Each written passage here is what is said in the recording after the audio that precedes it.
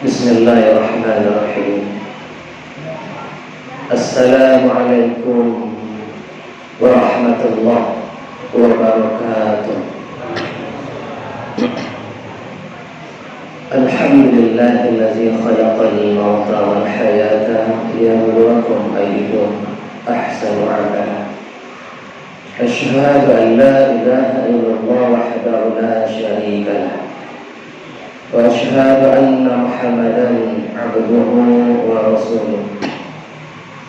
Allahumma salli ala Muhammad wa ala Muhammad wa ba'd. Rabbi shrah li sadri wa yassir li amri wahlul 'uqdatam min lisani yafqahu qawli. Allahumma inni as'aluka 'ilman nafi'an wa a'udzu bika min 'ilmin la yanfa'. Yang sama-sama kita hormati, kita muliakan Bapak Pengurus Masjid, kemudian Bapak RT, Bapak Ibu semuanya, tokoh masyarakat yang hadir pada malam kali ini yang memuliakan Allah, insyaallah. Pertama sekali mari kita kembali bersyukur kepada Allah Ta'ala. Alhamdulillahirabbil alamin. Allah masih memberikan kita kesehatan, kesempatan dan nikmat hingga kepada kita semuanya. Banyak sekali nikmat yang Allah berikan kepada kita, dan sejatinya makhluk Allah yang paling banyak mendapatkan nikmat dari Allah itu kita manusia. Mata'an lakum wa li'an'amikum. Falawla fadlullahi 'alaikum wa rahmatuhu lakuntum minal khasirin. Jika seandainya bukan karena rahmat, nikmat, kurnia Allah kepada kita semuanya, Bapak Ibu, tentu kita termasuk orang-orang yang merugi. Nauzubillah. Salawat dan salam Nabi kita Nabi Muhammad sallallahu alaihi wasallam. Allahumma shalli ala Muhammad wa ala Muhammad. Nabi yang mulia, manusia paripurna. Semoga kita diakui nanti oleh beliau sebagai umatnya, sehingga kita berharap kepada Allah Ta'ala mendapatkan syafaat dari baginda Rasulullah Sallallahu Alaihi Wasallam. Tentu ada hal yang mesti kita lakukan, di antaranya perbanyak salawat. Barang siapa yang baca salawat 10 kali pagi, 10 kali sore, insya Allah ketika ini dirutinkan akan mendapatkan pertolongan atau syafaat dari baginda Rasulullah Sallallahu Alaihi Wasallam. Berapalah lamanya kita 10 kali itu berselawat? Palingan maksimal 1 menit. Allahumma sholli ala Muhammad wa ala ali Muhammad. Sebentar Pak Ibu. Tentu sampai itu kita juga terus belajar menghidupkan sunnah-sunnahnya, ajaran baginda Rasulullah Sallallahu Alaihi Wasallam. Karena agama yang dibawa ini adalah agama sistem bagi kehidupan kita. Semuanya telah diatur oleh agama kita. Ketika masuk masjid ada adab dan ada doanya. Ketika masuk WC ada adab dan ada doanya. Semuanya telah diajarkan oleh baginda Rasulullah Sallallahu Alaihi Wasallam. Bapak Ibu jemaah sedang selesai dan tarawih yang memuliakan Allah Ta'ala. Malam ini, malam berapa? 9, 10 artinya kita telah melaksanakan puasa Ramadan sebanyak 9 hari.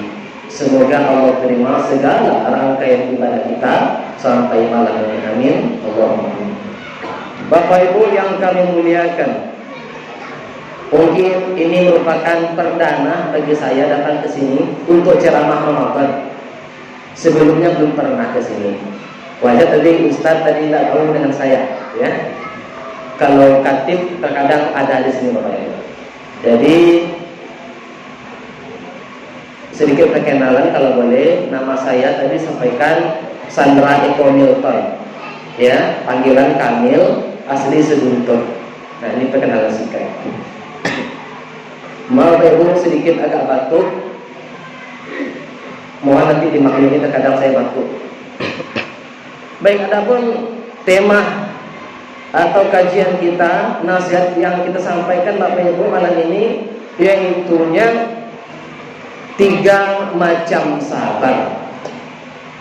Ya, 3 macam sabar. Banyak ayat-ayat Allah yang menceritakan tentang sabar ini. Di antaranya wasta'inu bis-sabri was-salah. Minta tolonglah kepada Allah dengan sabar dan salat. Innallaha ma'as-sabirin. Sesungguhnya Allah berserta orang-orang yang sabar. Ya. Banyak lagi ayat-ayat Allah yang menceritakan tentang sabar itu. Apa itu sabar? Sabar adalah menahan diri. Mirip-mirip Pak dengan puasa. Tapi berpuasa itu kita menahan diri dari makan dan minum dan berhubung badan dari mulai subuh sampai maghrib. Tapi kalau sabar tidak itu. Jadi sabar itu adalah menahan diri. Makanya Allah memberikan dalam Islam, sabar itu sebenarnya Bapak Ibu tidak ada batasnya. Makanya Allah memberikan pahala tanpa batas juga bagi orang-orang yang sabar. Sebagaimana dalam surat Az-Zumar ayat ke-10, yang artinya sesungguhnya hanya orang-orang yang bersabarlah yang dicukupkan oleh Allah pahala mereka tanpa batas. Kalau kita lihat sekarang Bapak Ibu, banyak di antara kita sabarnya sudah habis. Sabar itu ada batasnya. Sementara Allah memberikan pahala tanpa batas bagi orang-orang yang sabar itu. Sedangkan menurut istilah sabar itu dibagi 3. Yang pertama, sabar dalam ketaatan kepada Allah Ta'ala. 3 pembagian sabar ini bisa kita temukan dalam kitab Riyadhus Shalihin karangan Imam An-Nawawi. Jadi menurut ulama, sabar itu dibagi kepada 3 macam. Yang pertama sekali, yaitunya sabar dalam ketaatan kepada Allah Ta'ala. Kenapa kita mesti sabar dalam taat kepada Allah ini Bapak Ibu? Karena taat kepada Allah ini berat. Apa contohnya? Puasa. Itu berat kita rasakan, kita siangnya berlapar-lapar, letih kita. Karena ini perintah Allah. Sejatinya orang beriman itu ketika perintah Allah datang, sami'na wa ata'na. Jangan sami'na wa asaina. Kalau orang beriman, kami dengar dan kami taat. Kalau orang-orang kufar, kami dengar, kami langgar. Sami'na wa asaina. Kalau orang beriman, sami'na wa ata'na. Sabar dalam ketaatan. Banyak contohnya ketaatan kepada Allah itu memang berat. Apalagi contohnya ketika naik haji Bapak Ibu, itu terkadang membutuhkan biaya yang banyak. Fisik kita yang letih, yang jauh perjalanannya. Kalau kita tidak sabar dalam ketaatan kepada Allah, ya sudah, kita tidak akan taat kepada Allah Ta'ala. Ya panik puasa Bu, ya lapar siang hari, ya latihan. Iya, itu perintah Allah. Apapun perintah Allah, pasti ada maslahat di belakang itu, ada kebaikan di belakang itu. Sebaliknya, apapun larangan Allah Ta'ala, pasti ada kerusakan di belakang itu. Wallahu ya'lamu wa antum la ta'lamun, kata Allah. Allah Maha mengetahui, kita tidak tahu apa-apa. Apalagi contohnya sabar dan ketaatan kepada Allah. Datang ke masjid malam ini, alhamdulillah ketika Ramadan masjidnya penuh luar biasa. Tapi di luar Ramadan itu terkadang banyak orang-orang meninggalkan masjid, banyak orang-orang meninggalkan Al-Quran. Siang harinya kita berpuasa letih, malamnya kita qiyamul lail, sholat tarawih. Ada yang 23 masuk witir, ada yang 11 masuk witir. Sejatinya itu kita letih dibuatnya. Karena perintah Allah, ya kita taat. Bagi bapak-bapak yang laki-laki kita semuanya, datang ke rumah Allah ini, menegakkan sholat jamaah ini terkadang berat, Pak. Berat. Banyak orang yang rumahnya dekat ke masjid tapi tidak mampu datang ke masjid. Gunung Merapi, Gunung Senggalang, Gunung Tandike mampu mereka daki, tapi masjid samping rumahnya tidak mampu mereka kunjungi, nauzubillah. Karena berat. Bahkan ada ulama menyampaikan sholat berjamaah bagi laki-laki itu adalah wajib. Walaupun ini terjadi perbedaan pendapat. Ada yang mengatakan sunat muakkad, sangat ditekankan. Itu Imam Syafi'i. Apa dalil mereka yang mengatakan sholat ke masjid itu wajib? Wa aqimus sholata wa atu zakata warka'u ma'ar raki'in. Dirikanlah sholat, tunaikan zakat, rukuklah kamu berserta orang-orang yang rukuk. Al-Baqarah 43. Bahkan Nabi dulu ketika zaman Rasul dan para sahabat, sampai-sampai Nabi itu ingin membakar rumah sahabat yang tidak datang ke masjid menegakkan jamaah.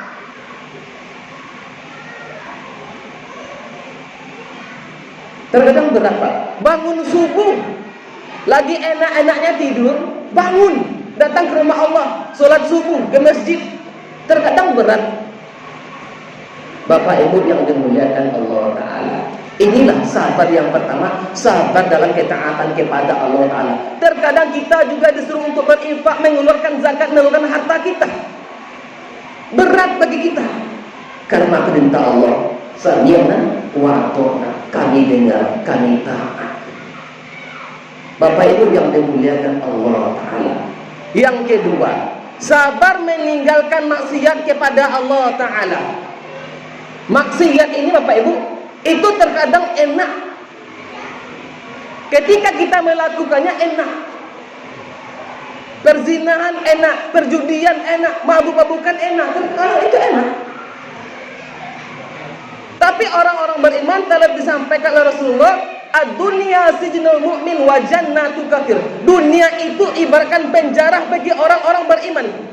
Wa jannatu kafir, dan surganya bagi orang-orang kafir. Apa maksudnya? Selama kita berada di dunia ini akan tetap ada larangan-larangan Allah Ta'ala. Ya. Jadi dunia ini kata Rasul ibaratkan penjara, banyak larangan, banyak pantangan. Ini jangan dulu, ini jangan, ini tidak. Ya, kita tidak dibolehkan berzina, tidak dibolehkan bergunjing dan segala macam. Berat Bapak Ibu meninggalkan, sabar dalam menghentikan maksiat kepada Allah Ta'ala. Makanya orang-orang itu sangat susah meninggalkan perjudian, narkoba, sabu-sabu, perzinahan, berat. Karena itu asik. Makanya kata Roma Irama, kenapa yang asik-asik itu yang dilarang? Karena itu perangkap setan. Jadi Bung Roma Irama ini berdakwahnya lewat lagu, Pak. Kenapa yang asik-asik itu yang diharamkan? Kenapa yang enak-enak itu yang dilarang? Yakinlah itulah perangkap setan. Ya, kita di bulan Ramadan, kita tinggalkan maksiat, tubu ilallah, kembali kepada Allah, fatirullah, tobat kepada Allah Ta'ala. Kita perbaiki dari kita. Mungkin selama ini kita sebelum Ramadan suka menyebut-nyebut kejelekan orang lain di belakang kita. Bergunjing itu enak Bapak Ibu. Rasa-rasa kita tuh akrab, dekat rasanya. Ketika kita menyebut kejelekan saudara kita, itu rasanya kita yang berbicara itu dekat, sosok akrab kali gitu. Tapi kita lupa dengan bergunjing itu menghabiskan amalan-amalan kita. Ya lama gunjing tuh Bu. Lama Ustaz. Tapi kita mesti tahan. Ya. Nah ini kedua, sabar meninggalkan kemaksiatan kepada Allah Ta'ala. Melihat perempuan-perempuan cantik itu enak Pak, enak, iya, tapi itu ujungnya nanti pahit. Apalagi yang enak-enak itu perangkap setan dan ujungnya nanti neraka Allah Ta'ala. Bapak Ibu yang kami muliakan, jadi dunia ini ibaratkan penjara bagi orang beriman dan surganya bagi orang-orang kafir. Kenapa surga bagi orang-orang kafir? Karena selama mereka di dunia ini mereka tuh bebas, H3S, halal haram hantam saja. Kalau kita nggak bisa seperti itu, kita tidak bisa H3S itu. Kita orang beriman, banyak rambu-rambu Allah, aturan Allah yang mesti kita patuhi. Ya, in ahsantum ahsantum li anfusikum. Jika kita berbuat baik, kebaikan itu akan kembali kepada kita. Bapak Ibu yang memuliakan Allah Ta'ala, bagi yang menyebut mungkin yang perempuan terkait aurat, ini terkadang berat Pak. Kita suruh pakai jilbab besar, baju besar, longgar, Ustadz panas Ustadz, disuruh pakai kaos kaki, panas Ustadz. Itu semuanya kan aurat. Tidak apa-apa panas di dunia Bu. Kata Allah, qul naru asyadu harra, katakanlah api neraka itu jauh lebih panas. Terkait aurat, perintah Allah menutup aurat, ya. Perintah siapakah menutup aurat itu? Perintah Allah. Bapak Ibu yang dimuliakan Allah Ta'ala. Tapi banyak juga orang-orang sekarang menutup aurat tapi telanjang. Apa maksudnya Ustaz? Menutup aurat oke, tapi berpakaian ketat sehingga lekuk tubuhnya nampak. Itu berpakaian tapi telanjang. Siapa yang menjadi korban? Laki-laki. Siapa yang menanggung dosa? Ya kita perempuan. Hati-hati.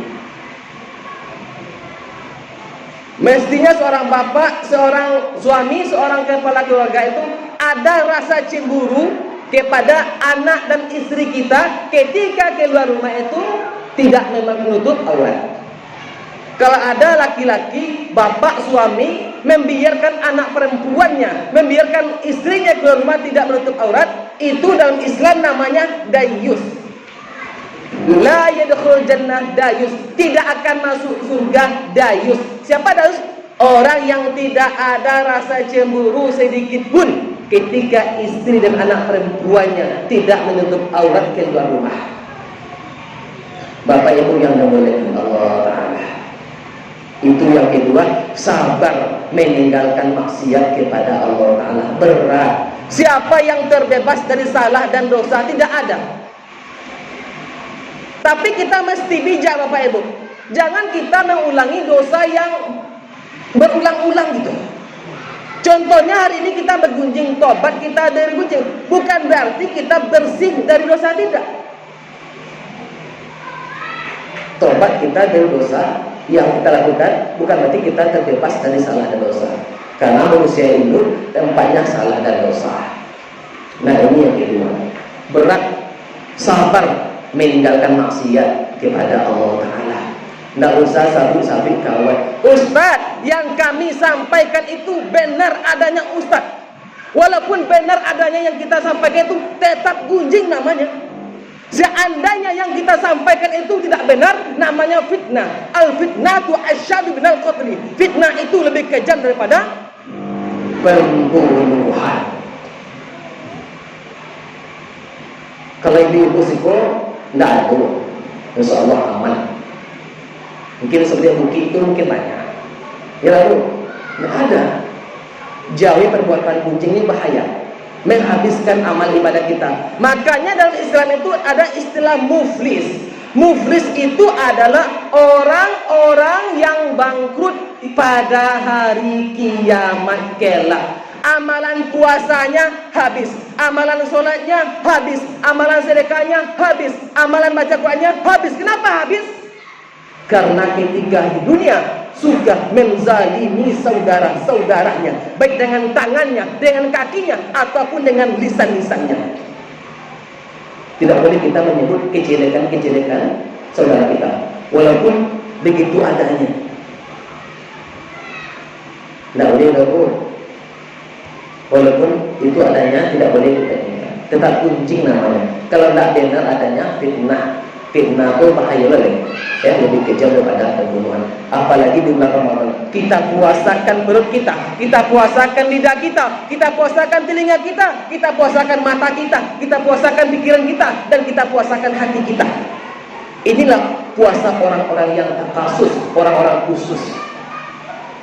Ya, jangan nanti kita beribadah kepada Allah, Ustaz, yang penting kan sholat, Ustaz, yang penting kan puasa, yang penting kan haji. Kalaulah ada kata yang penting keluar, yakinlah itu tidak akan maksimal ibadahnya.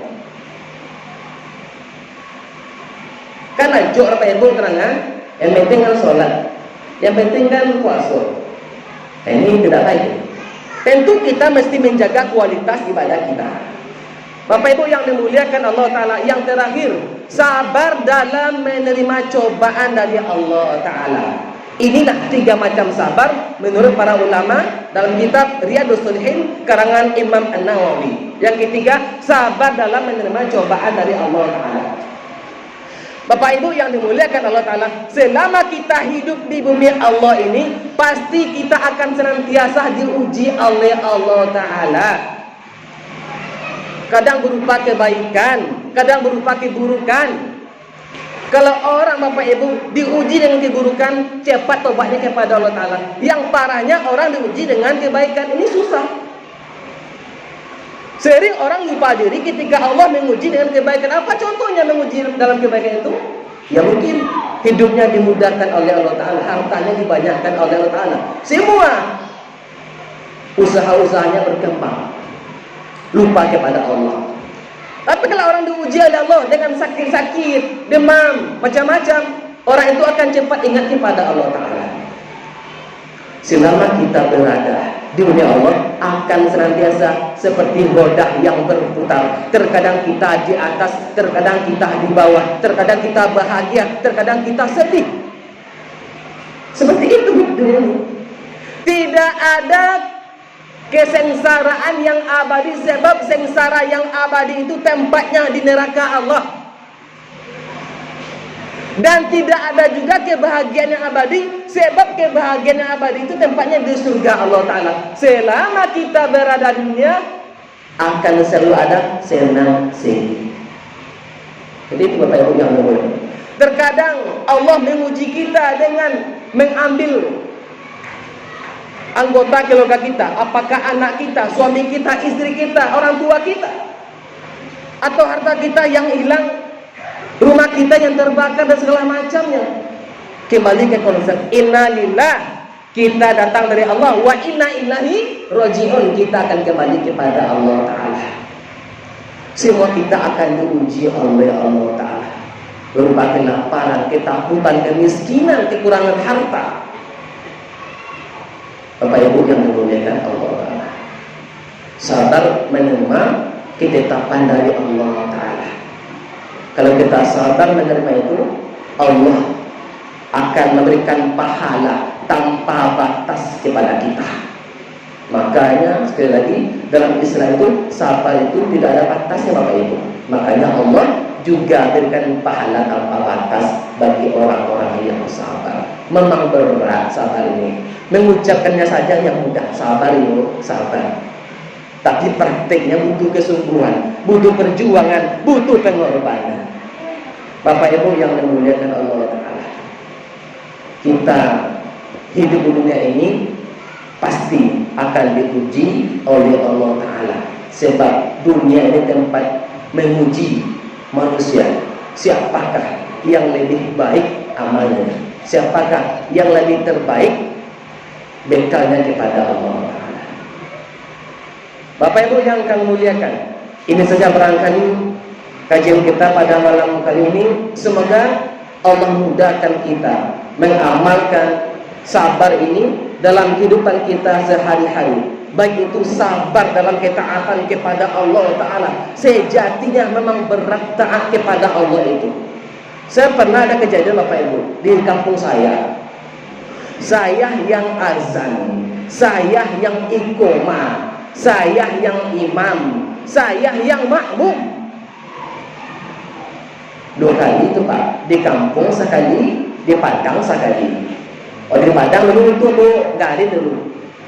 Ambo yang azan, ambo yang iqoman, ambo yang imam, ambo yang makmum. Umma sekali yang tak do tiboro. Ketika dipanggil hayya ala sholah, seakan-akan dia menjawab bekola, korilah. Yo Bu, dia datang ke masoji itu.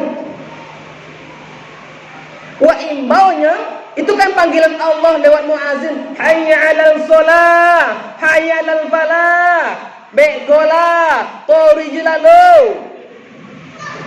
Itu Bapak Ibu yang memuliakan Allah. 2 kali kita itu. Bukan tak ada rumah Pak Ibu, banyak sekeliling rumah. Mau coyek rumah tu kita buka rumah tu nya. Dak lari kerajo hari Minggu aja. Di bawa tibo, lama mau tunggu, lah 1/2 jam. Nak mencari kawan berjamaah, dak tibo. La ilaha illallah. Cita-citanya nak masuk surga Firdaus, diimbau dak tibo. Pak boleh cara kamu masuk surga. Di mana rumusnya masuk surga? Berat. Bapak Ibu, badannya kuat, sehat, bugar, tapi tidak tolong sama soji. Banyak saudara kita. Kalau gunung-gunung tertinggi, tolong deh. Nauzubillah, nauzubillah. Bapak Ibu yang kemuliakan, itu saja barangkali. Sabar dalam taat kepada Allah memang berat. Sabar meninggalkan maksiat kepada Allah memang berat. Tapi kita terus bersungguh-sungguh, insya Allah Allah mudahkan kita. Yang terakhir, sabar dalam menerima cobaan atau takdir yang datang dari Allah. Karena setiap kita akan diuji oleh Allah, baik itu berupa kebaikan dan juga berupa keburukan-keburukan. Alhamdulillah fala takunanna minal mumtarin. Assalamualaikum warahmatullahi wabarakatuh.